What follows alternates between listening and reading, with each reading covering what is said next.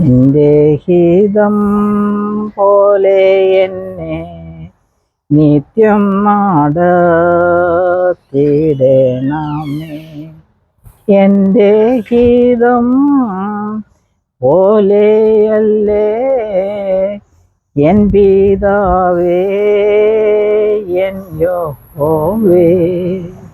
നിന്റെ ഹിതം പോലെ എന്നെ നിത്യം നടത്തിയിടണമേ.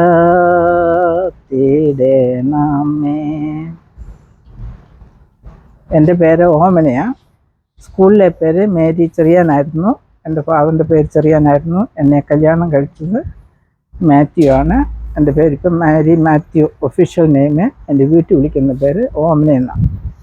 ഞാൻ നാട്ടിൽ വയലത്തിലെ എന്ന് പറഞ്ഞ അയരൂക്കാരാണ് ഞങ്ങൾ. വയലത്തിലെ എന്ന് പറഞ്ഞ സ്ഥലത്ത് ജനിച്ചു. പക്ഷേ കൂടുതൽ സമയം പത്തനംതിട്ടയാണ് വളർന്നതെല്ലാം.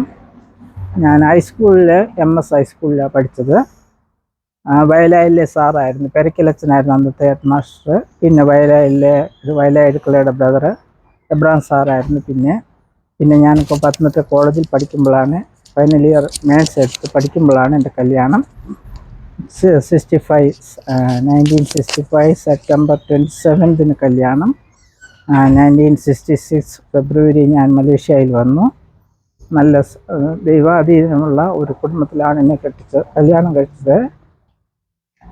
എൻ്റെ ഹസ്ബൻഡും എൻ്റെ ഫാദർ അയരൂക്കാരാണ്. അതൊരു വരിക്കാനിക്കുഴിയിൽ നിന്നായിരുന്നു വീട്ടുപേര്.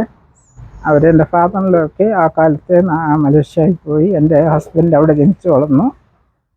എനിക്ക് 67 എൻ്റെ മോള് ജനിച്ചു. ഞാൻ ജോലി ചെയ്തിട്ടില്ല, ഞാൻ ഹൗസ് വൈഫായിരുന്നു. 67 ജയിച്ചു. 67 മോളുണ്ടായി. അവളുടെ പേര് സൂസൻ എന്നാണ്. 68 എനിക്ക് മോനുണ്ടായി. അവൻ്റെ പേര് ജോസഫ് മാത്യു ഒഫീഷ്യൽ നെയിം. രണ്ടുപേരും മലേഷ്യയിൽ പഠിച്ചു. അങ്ങനെ ഹയർ എഡ്യൂക്കേഷനായിട്ട് ഇവിടെ വിട്ടു.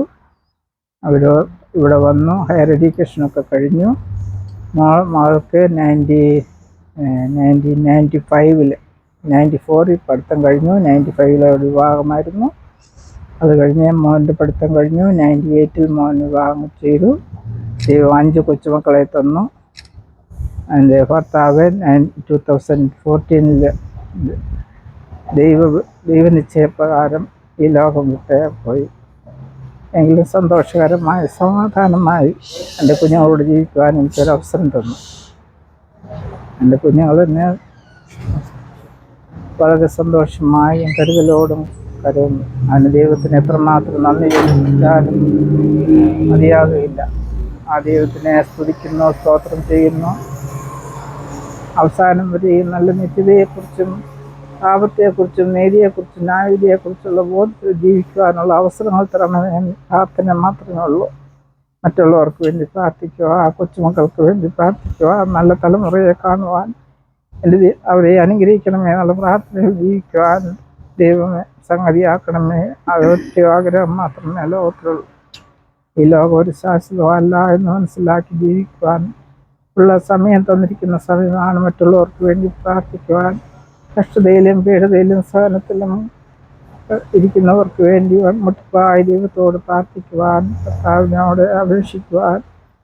ഞങ്ങൾ പാപിയാണെങ്കിലും ഞങ്ങളുടെ പാവങ്ങളെ ഞങ്ങൾ അപേക്ഷിക്കുമ്പോൾ കരയുന്ന കേൾക്കുന്ന ഒരു ദൈവമുണ്ടെന്ന് ഞങ്ങൾക്ക് ആ ദൈവത്തിൽ പരിപൂർണമായി ആശ്രയിച്ച് ജീവിക്കുവാൻ ഇടയാകണമെന്നുള്ള ഒരു ആഗ്രഹം മാത്രമേ ജീവിതത്തിലുള്ളൂ. ഇഷ്ടം കൊടുത്തിരിക്കുന്ന ആയുസ് ദൈവത്തിലൂടെ ജീവിച്ച് കുഞ്ഞുങ്ങളുടെ സന്തോഷമായി ജീവിക്കുവാൻ ദൈവതയാക്കട്ടെ.